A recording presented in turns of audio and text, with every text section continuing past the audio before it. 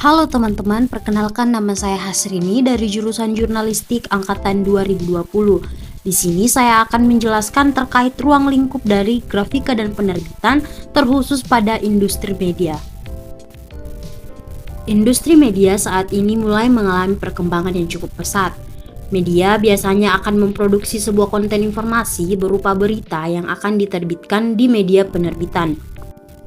Saat ini, publik menggunakan handphone untuk mengakses informasi melalui daring, sehingga keberadaan cetak seperti surat kabar dianggap sudah ketinggalan zaman. Namun, nyatanya media cetak sepertinya tidak kehabisan ide. Selalu ada gagasan baru yang membuat industri percetakan tetap bertahan hingga saat ini.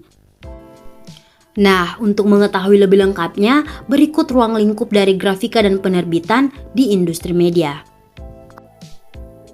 Yang pertama adalah pimpinan redaksi.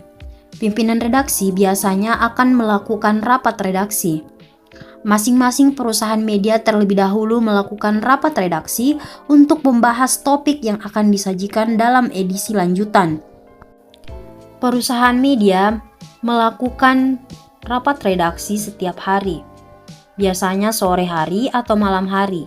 Namun, apabila ada peristiwa penting, rapat redaksi dapat dilakukan sesuai dengan kebutuhan. Yang kedua adalah penulis berita, dalam hal ini reporter. Reporter menulis berita berdasarkan fakta yang diamati dari lokasi kejadian.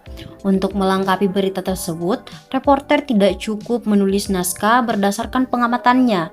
Dia mesti mengambil data dari pihak lain atau menghubungi pihak-pihak terkait untuk menguatkan data yang diperoleh.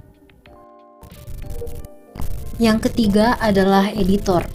Dalam hal inilah perlu dilakukan proses pengeditan berita oleh redaksi.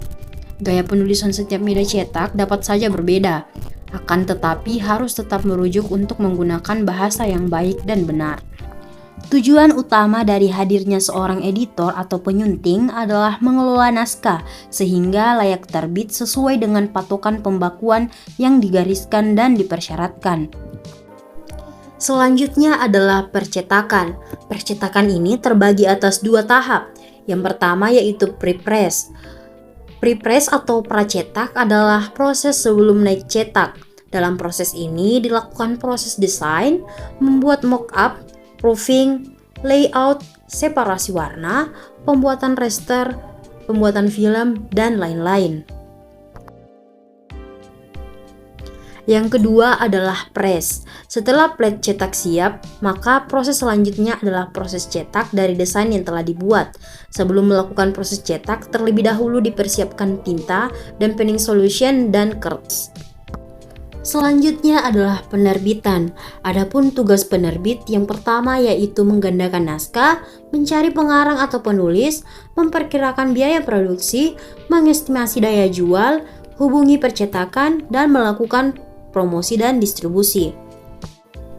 Sekian video dari saya, jangan lupa like, comment, and subscribe.